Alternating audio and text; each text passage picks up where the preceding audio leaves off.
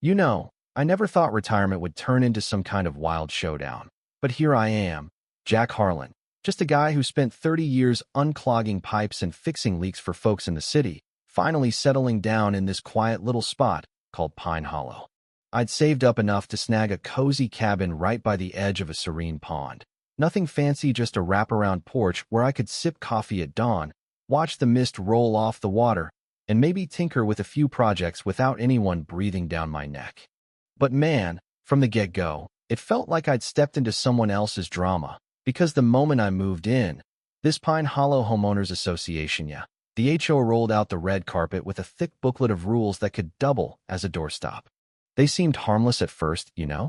A welcome packet with guidelines on everything from fence heights to holiday lights. And I figured, fine, I'll play along, pay my dues, keep my head down. But then there's Evelyn Harper, the HOA president.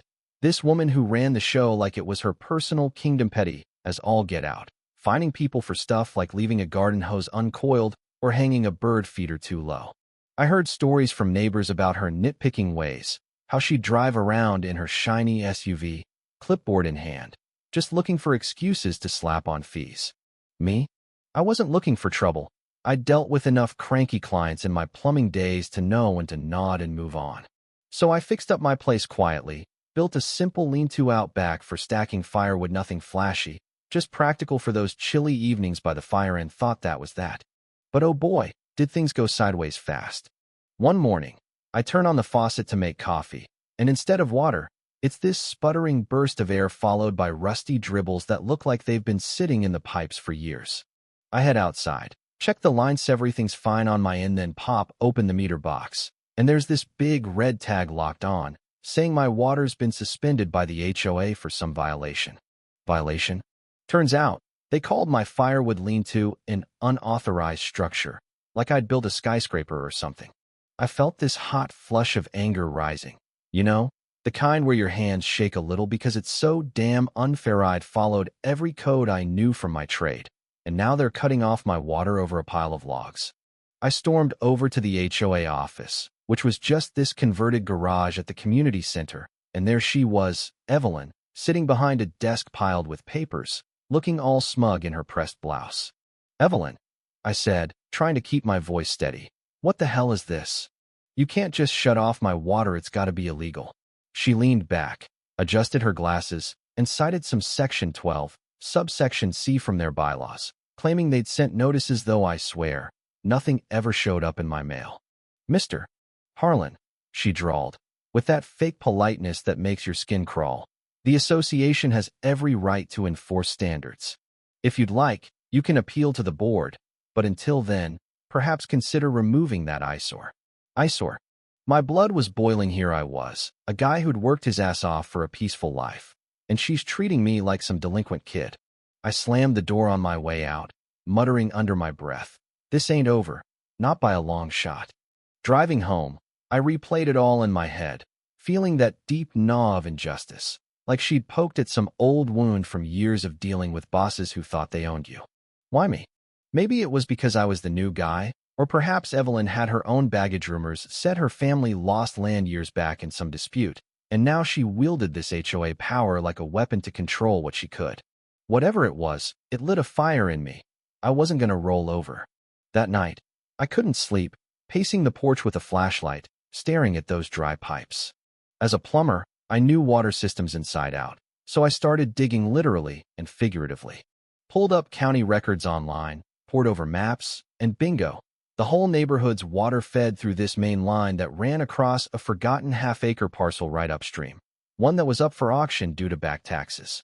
No one had noticed it before, buried in the fine print, but that land held the key, the pump station, and valves that controlled everything. It hit me like a thunderclap. If Evelyn could play dirty with my water, why not turn the tables? But it wasn't just spite. Deep down, I saw how her iron-fisted rules were choking the life out of this community, finding folks who could barely afford it, all while she paraded around like Queen Bee. Maybe it stemmed from her own insecurities. Her husband had left her years ago, folks whispered, leaving her bitter and grasping at control, but that didn't excuse screwing over good people. So I bid on that parcel anonymously, Snagged it for 11 grand at the auction peanuts compared to the headache she'd caused in suddenly. I owned the lifeline to 80 homes. I waited for the right moment, right after their monthly board meeting where Evelyn no doubt crowed about her latest enforcements. Under cover of dusk, I hiked up there with my tools, found the main shut-off valve rusted but functional and with a satisfying clank, turned it off. No fanfare, just me, the crickets, and this quiet sense of reclaiming what was mine. By morning, chaos erupted. Neighbors' sprinklers fizzled out, toilets wouldn't flush, and I could hear the distant shouts as lawns started yellowing under the sun. I sat on my porch, coffee in hand, irony of ironies. I'd stockpiled some water jugs just in case and watched it unfold, feeling a mix of guilt and grim satisfaction. Was I the villain here? Nah, this was pushback against a bully who'd pushed too far. Evelyn showed up at my door before noon, face red as a beet, pounding like she owned the place. "Harlan, you son of a bitch," she hissed. "Turn it back on right now, or I'll have you arrested." I stepped out, calm as could be, holding up the deed. "Evelyn, this land's mine now, no easement on record, which means I control the flow. Funny how that works, huh? And while we're at it, your HOA's violated half a dozen county codes with that shut-off stun on me." She sputtered, eyes narrowing with that mousy rage. "You'll regret this, lawsuits, fines, the works." But I shot back, leaning in close. "Go ahead, but think about it. Your residents are going to sue you blind once they hear how you've been manipulating everything.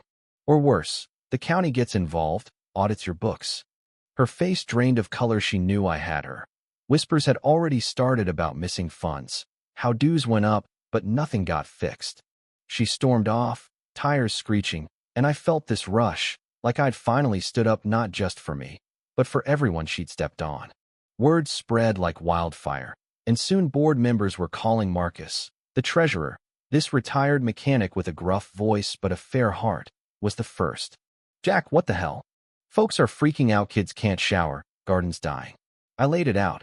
Restore my water, rescind that bogus violation, or the taps stay dry. He sighed, admitting Evelyn's overreach had gone too far, probably fueled by her grudge against outsiders, like me who didn't kiss the ring. We negotiated, agreed to inspections, even an easement application if they played nice and slowly. The community woke up. A sheriff's deputy swung by after complaints, checked my papers, and nodded. "You're in the clear, Mr. Harlan. But this HOA mess? We're opening an investigation, looks like unauthorized utility tampering." Residents started sharing stories, ignored repair requests, inflated fines funneled who knows where. Derek, a former lawyer down the street, drafted a class action suit, his eyes lighting up as he said, "Jack, you've cracked this wide open." As things escalated, we uncovered the Rock County digs revealed Evelyn had siphoned over 30 grand from HOA funds to her consulting firm, a shell company that did zilch. It wasn't just pettiness, it was greed, maybe born from her family's old land losses, turning her into this manipulator who skimmed off the top while preaching community standards. A town hall meeting turned electric. Marcus stood up, voice steady. "Folks, we've been blind. Dues meant for roads went straight to her pocket."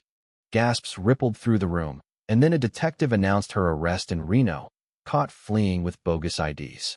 The HOA shuddered, a new co-op formed, transparent, no BS fines, and we elected Marcus as chair, with me advising on the plumbing side, because why not use what I know? But it didn't stop there. Digging deeper, we found a hidden safe in the old officia, flash drive spilling secrets about kickbacks with Harlan Voss, a shady ex-county commissioner who'd rigged bids across towns. It ballooned into a grand jury probe, wire fraud, racketeering, the works. I testified in court, staring down Evelyn and Voss as the judge hammered them for exploiting everyday folks. "This isn't governance," he boomed. "It's predation." They got slapped with charges that could mean years behind bars, and watching Evelyn's smug facade crack. Well, it was cinematic, her pleading eyes meeting mine across the room. A silent "why me?" that I answered with a shrug. Because justice doesn't play favorites. In the end, Pine Hollow transformed. Our co-op ditched the rules for real community stuff, shared tool sheds, a weekend farmers market by the pond, gatherings where folks actually talked instead of tiptoeing around tyrants. I kept control of that pump station through a fair agreement, helped neighbors with leaks and upgrades. And yeah, my lean-to's still there, now with a cheeky sign. Authorized by common sense. Looking back, it taught me that pushing back against abuse isn't just revenge, it's empowerment, turning isolation into bonds that last. But here's the thing that keeps me up sometimes. Was I right to go that far, shutting off water for everyone just to hit back at one bully? Or did I become a bit of a bully myself in the process? I mean, justice felt sweet, but at what cost to innocents caught in the crossfire? What do you think? Drop a comment below. Were my actions fair game? Or did I cross a line? Share your stories of HOA nightmares or community wins. Let's chat about where real power should lie in places like this. Hit that like button if you've ever stood up to the little dictators in your life, and subscribe for more real tales that might just inspire your next move. Thanks for listening. Stay empowered out there.